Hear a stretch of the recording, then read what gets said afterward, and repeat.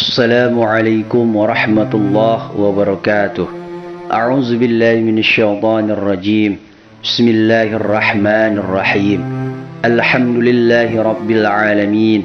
Wassalatu wassalamu ala asrafil anbiya'i wal mursalin wa ala alihi wa sahbihi ajma'in. Allahumma salli ala sayyidina Muhammad wa ala ali sayyidina Muhammad. Allahumma salli ala sayyidina Muhammad wa ala ali sayyidina Muhammad. Allahumma salli ala sayyidina Muhammad wa ala alihi sayyidina Muhammad.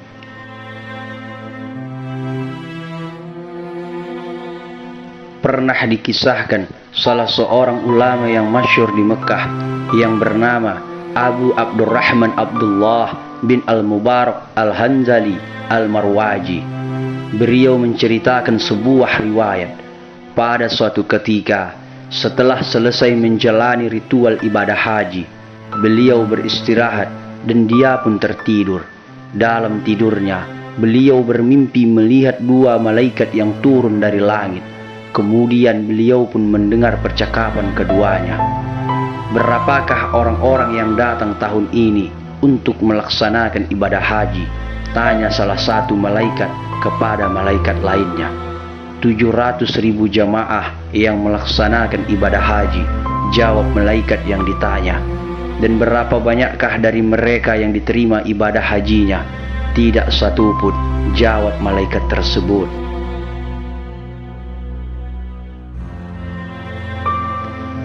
Dan percakapan itu membuat sang Abdullah Al-Mubarak sangat bergemetar.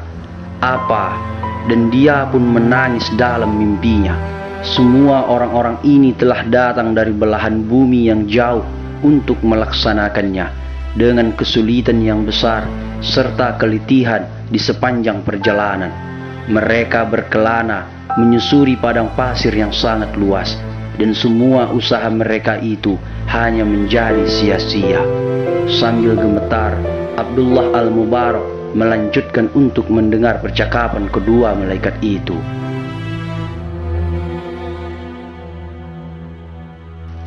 Namun ada seseorang yang meskipun dia tidak datang untuk menunaikan ibadah haji, akan tetapi ibadah hajinya akan diterima dan seluruh dosanya telah diampuni oleh Allah Subhanahu wa ta'ala.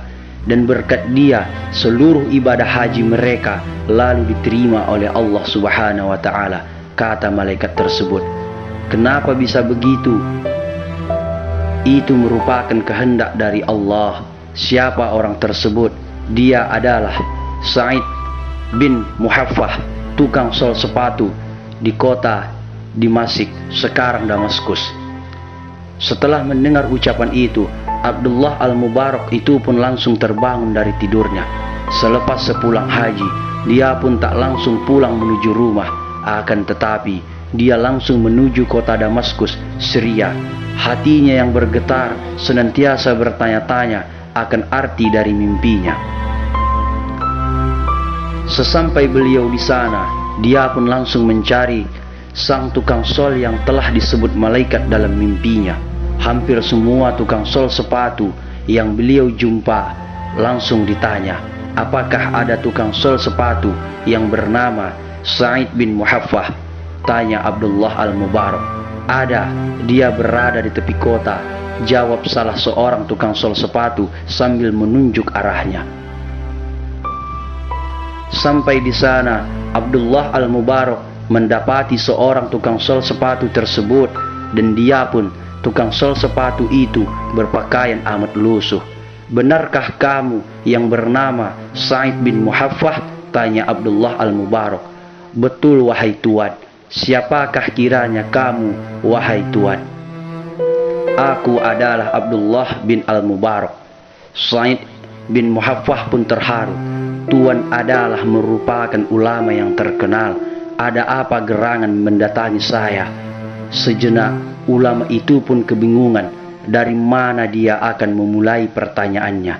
Akhirnya Abdullah bin Al-Mubarak pun menceritakan perihal mimpi yang dialaminya. Saya hendak tahu dari kamu, adakah sesuatu yang telah kamu perbuat sehingga kamu berhak mendapat pahala haji yang mabrur dan membuat mabrur ibadah haji para jamaah yang lainnya.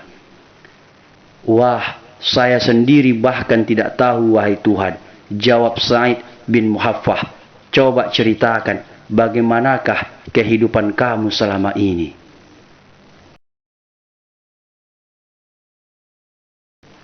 Maka Sa'id bin Muhaffah pun mulai bercerita.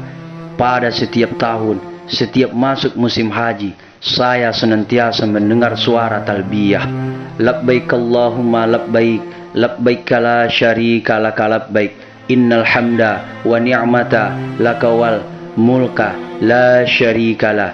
Dan pada setiap itu, saya mendengar talbiyah itu, saya pun selalu menangis dan berkata, Ya Allah, aku rindu Mekah. Ya Allah, aku merindu Ka'bah. Izinkanlah aku, hambamu, untuk datang. Izinkan aku datang, ya Allah.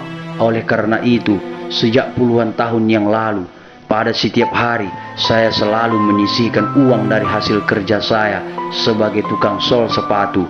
Waktu itu pun berlalu, dan sedikit demi sedikit saya kumpulkan. Hingga akhirnya, pada tahun ini, saya memiliki 350 dirham. Cukup untuk saya berhaji, dan saya sudah siap untuk melakukan ibadah haji.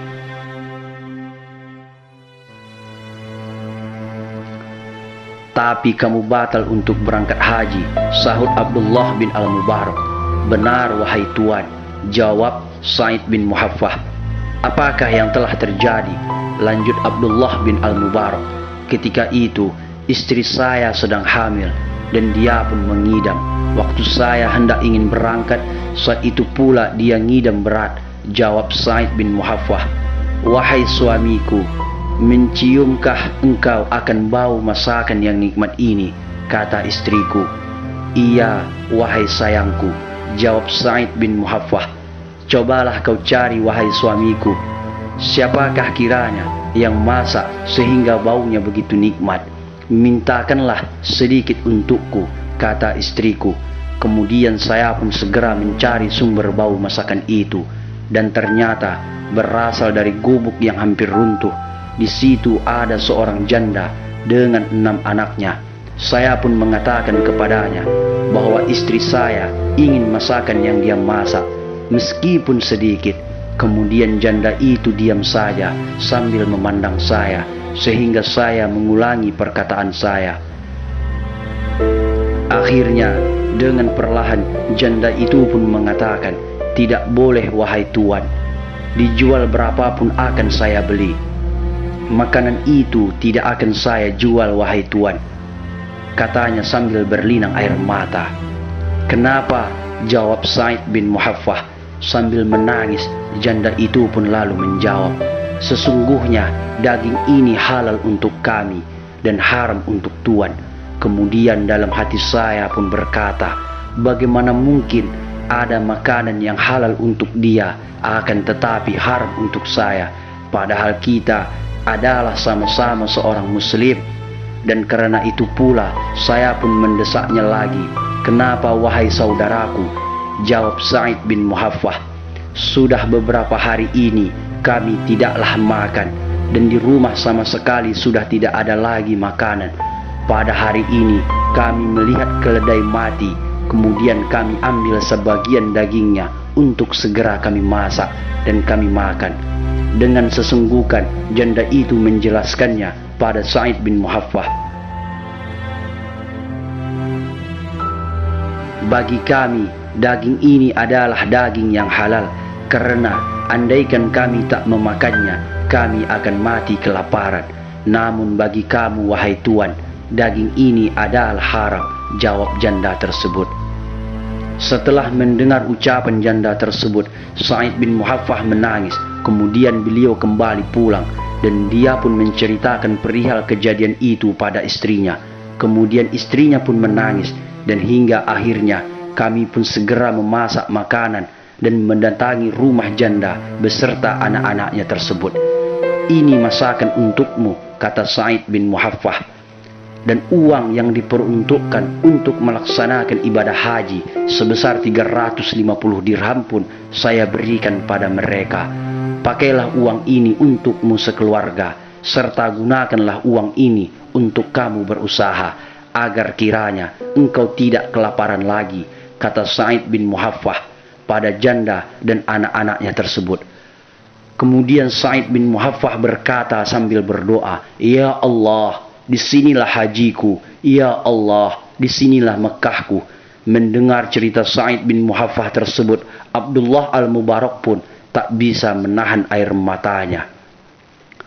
Semoga cerita ini memberikan pelajaran kepada kita bahwa betapa mulianya ibadah hati, dan menyadari bahwa sesungguhnya Allah Subhanahu wa Ta'ala senantiasa memberikan rahmat pada hamba-hambanya yang senantiasa melepaskan nama dunia demi menggapai ridho Allah semata. Wallahu a'lam bissawab.